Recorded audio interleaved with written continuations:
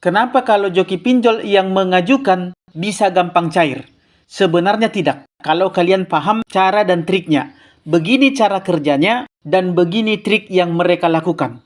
Tapi sebelumnya saya mau katakan, waspadalah data Anda jangan sampai dipegang oleh joki pinjol. Karena kalau sampai data Anda dipegang oleh joki pinjol, maka Anda dalam bahaya ke depannya. Halo guys, apa kabar kalian semua? Semoga sehat selalu, rezeki lancar, dan segala urusannya dimudahkan. Nah, di video kali ini saya mau beberkan pembodohan-pembodohan yang dilakukan oleh joki pinjol dengan memanfaatkan kepanikan dan ketidakpahaman Anda ketika kalian sedang macet bayar pinjol. Ketika kalian sedang ragu dan ketika kalian sedang panik karena diteror oleh para debt collector pinjol. Terkadang mereka ini juga melakukan kerjasama supaya Anda bisa digiring untuk masuk ke joki pinjol dan juga debt collectornya dapat bagian di sana. Karena memang mereka ini, debt collector pinjol sebagaimana yang kita ketahui sering sekali mengarahkan Anda untuk meminjam ke suatu pinjol. Dan ternyata di balik itu semua mereka sudah ada kerjasama. Selain debt collectornya dapat tagihan, dia juga dapat bagian dari pencairan yang dilakukan oleh joki pinjolnya. Selain itu, karena banyak juga teman-teman yang bertanya, kenapa kalau joki pinjol yang mengajukan bisa gampang cair? Bagaimana caranya mereka bisa dengan mudah mencairkan pinjaman? Sebenarnya nggak ada yang sulit dan nggak ada yang istimewa bagi para joki pinjol. Jika kalian paham dan kalian tahu triknya, maka kalian pun bisa melakukannya dengan mudah tanpa perlu bayar jasa 40%. Bayangkan ini 40%. 40% dari pencairan untuk joki pinjol. Sementara resikonya sudah pasti 100%, kalianlah yang akan menanggungnya. Dan bahkan bukan hanya itu, data-data Anda pun sangat berbahaya karena data-data Anda akan disebar ke berbagai macam aplikasi. Jadi joki pinjol itu hanya terima enaknya saja dengan memanfaatkan kepolosan kalian dan ketidaktahuan kalian. Nah, inilah yang akan saya kuliti seterang-terangnya dan sejelas-jelasnya di video kali ini untuk kalian. Supaya kalian jangan mau dibodoh-bodohi para joki pinjol dengan memanfaatkan kepanikan kalian, karena kalian sendiri pun bisa melakukannya dengan mudah kalau kalian sudah tahu rahasia dan triknya. Baik, kita akan langsung ke intinya. Tapi sebelumnya saya mau sampaikan dulu kepada teman-teman yang masih takut-takut untuk galbay, yang masih ragu-ragu untuk galbay, yang mentalnya belum kuat dan butuh booster mental, serta dukungan dan support dari teman-teman yang sudah pengalaman galbay, yang sudah senior, yang sudah pernah mengalami pengalaman seperti yang kalian rasakan ini, dan mereka sudah lewati itu dengan baik, dan sekarang mereka bersedia untuk berbagi pengalaman dengan Anda di grup. Jadi bagi kalian yang butuh booster mental, silahkan kalian bergabung ke grup Facebook P3N, Persatuan Pemberantas Pinjol Nusantara. Silahkan bergabung lewat link yang sudah saya sematkan di kolom komentar video ini. Klik link yang berwarna biru. Debt collector pinjol, joki pinjol, jasa hapus data, dan bentuk penipuan lainnya.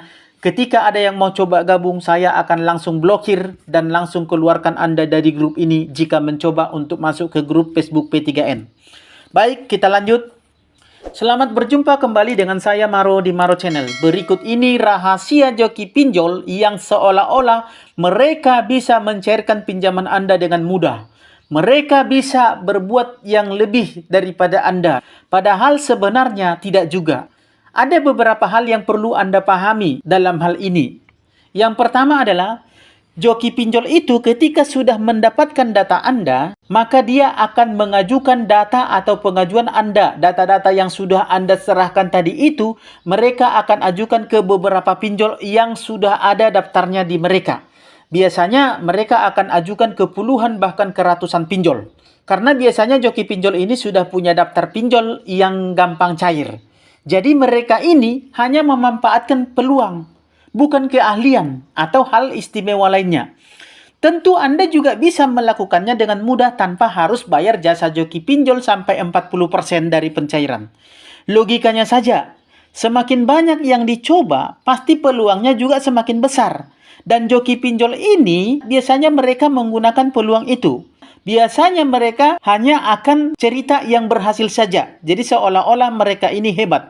Padahal sebenarnya tidak ada yang istimewa dan yang hebat dari mereka. Sementara ratusan aplikasi yang gagal tadi, yang ketika mereka coba ajukan, tentu mereka tidak akan ceritakan itu kepada Anda.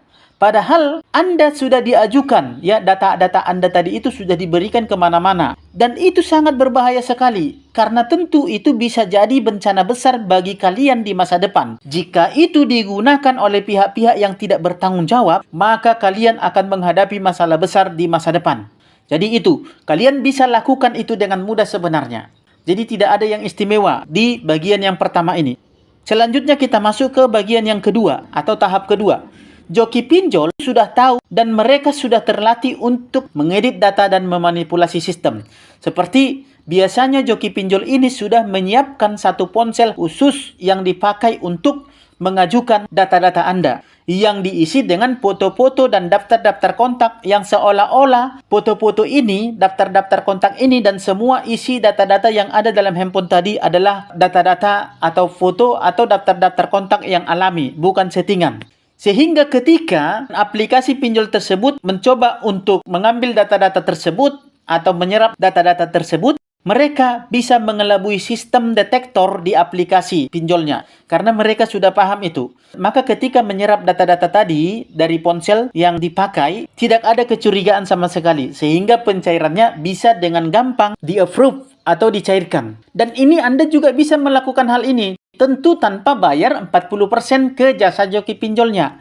Dan cara-cara seperti ini biasanya bisa di-googling atau dicari di internet, di YouTube, dan di media sosial lainnya. Seperti grup-grup. Ada grup-grup yang membocorkan atau yang membeberkan tentang hal-hal seperti ini. Karena mereka pun juga belajar dari sumber-sumber tersebut. Tapi kalau bisa saya sarankan Anda jangan coba-coba untuk melakukannya.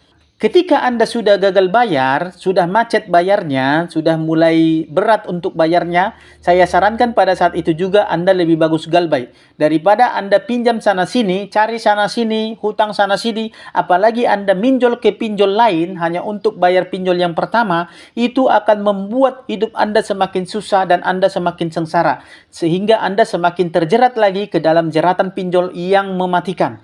Dan ujung-ujungnya nanti pasti Anda akan galbay juga. Dan pada saat Anda galbay nanti, Anda sudah berada di titik terendah dan Anda akan susah untuk keluar dari lumpur itu, dari jeratan lumpur pinjol. Nah, makanya saya sarankan ketika sudah mulai macet, sudah mulai berat bayarnya, lebih bagus sekarang Anda galbay daripada nanti setelah Anda banyak beban dan banyak masalah. Itu yang kedua. Yang ketiga adalah ketika mereka kesusahan melakukan cara yang pertama dan yang kedua tadi, barulah mereka masuk ke tahap ketiga, yaitu bekerja sama dengan pihak orang dalam. Nah, fase ini atau tingkat ini tentu susah sekali Anda dapatkan. Dan para joki pinjol pun biasanya tidak mau langsung masuk ke tahap ketiga ini. Karena kenapa? Dengan tahap pertama dan tahap kedua tadi, mereka akan dapat lebih banyak karena yang 40% itu utuh bagian mereka. Nah, kalau masuk ke tahap ketiga ini, tentu mereka sudah harus membagi yang 40% lagi. Makanya kadang-kadang joki pinjol minta naik jadi 50%. Nah, tentu orang dalam juga harus dapat bagian. Nah, tentu bagi Anda, tingkat ini tentu susah sekali bagi Anda untuk Anda dapatkan.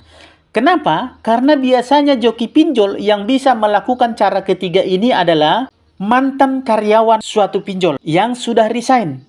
Jadi dia sudah keluar dari perusahaan tempat dia bekerja dulu atau aplikasi pinjol tempat dia bekerja dulu. Nah, mereka resign, mereka mengundurkan diri, namun mereka masih ada kaitan atau kerjasama dengan pihak orang dalam. Atau mereka punya teman yang masih bekerja di bagian penting di aplikasi pinjolnya. Seperti di bagian kredit analis atau data analis. Nah, kredit analis ini atau data analis inilah yang bertugas untuk menganalisa data-data calon nasabah dan merekalah yang bisa memutuskan apakah data nasabah tersebut layak untuk dicairkan atau tidak. Nah, inilah yang berperan di balik layar untuk mencairkan pinjaman Anda tadi. Namun, fase ketiga ini biasanya lebih berbahaya. Kenapa? Karena data Anda bisa mereka ajukan berkali-kali tanpa sepengetahuan Anda. Karena mereka memegang sistem. Makanya jangan heran ketika ada nasabah tiba-tiba ditagih padahal tidak ada pengajuan lagi dan tagihannya sudah lunas. Tapi ketika tiba-tiba saja ada debt collector yang menelepon atau yang datang ke rumah untuk menagih. Dan ketika dicek, ada pencairan. Dan pencairannya malah lebih besar lagi daripada yang sebelumnya. Padahal nasabah ini sendiri tidak terima duit. Tidak makan sama sekali duitnya. Bahkan nasabah ini tidak tahu kalau ada pencairan atas namanya. Tapi tiba-tiba saja ada tagihan. Tentu saja ini semua adalah permainan mafia pinjol. Dan tentu saja yang bermain itu ada orang dalam. Tidak mungkin orang luar bisa leluasa bermain dalam suatu aplikasi yang mereka tidak pahami dan mereka tidak mengerti. Tentu saja yang bermain adalah orang dalam. Namun hal ini susah untuk dideteksi apabila pinjolnya sendiri tidak mau tahu. Dan kebanyakan pinjol di Indonesia ini tidak mau tahu. Mereka hanya mau terima angsuran tanpa mereka bekerja untuk menyelidiki siapa yang bermain di dalamnya. Inilah yang sering menyebabkan pinjolnya sendiri hancur dari dalam. Makanya banyak pinjol yang hancur dan tutup. Nah, untuk yang bagian pertama dan kedua tadi, itu Anda sendiri bisa melakukannya. Anda nggak perlu pakai jasa-jasa joki pinjol yang minta bagian sampai 40% bahkan 50% dari pencairan. Sementara resiko 100% Anda sendiri yang tanggung. Selain itu, data-data Anda juga rentan untuk disalahgunakan orang-orang yang tidak bertanggung jawab tadi. Nah, untuk cara yang pertama dan kedua tadi, Anda tinggal rajin-rajin aja googling atau cari-cari info di internet, di medsos, atau lewat grup-grup. Karena biasanya ada grup-grup yang seperti itu. Anda tinggal cari-cari saja. Nah, untuk yang ketiga, saya sarankan jangan Anda coba-coba untuk masuk ke tahap yang ketiga ini sekalipun Anda ada kenal orang dalam atau mantan karyawan pinjolnya. Karena ini adalah bagian yang terlalu berbahaya dan sudah sering kejadian karena memang joki pinjol itu kebanyakan adalah ex-karyawan pinjol atau nasabah-nasabah yang galbay, yang sudah mahir galbay pinjol. Biasanya ex-karyawan pinjol ini atau nasabah-nasabah yang sudah mahir galbay pinjol ini, itu biasanya mereka akan terbagi jadi dua. Yang pertama, mereka sebagian besar adalah jadi joki pinjol.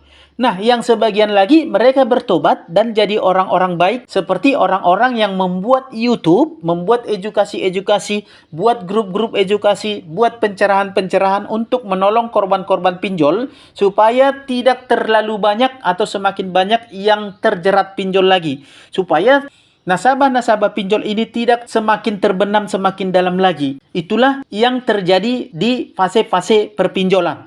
Itulah yang bisa saya sampaikan kepada teman-teman tentang kebohongan dan pembodohan yang dilakukan para joki pinjolnya untuk menipu dan membodoh-bodohi Anda demi untuk mendapatkan keuntungan dari ketidaktahuan, dari ketakutan dan kecemasan Anda.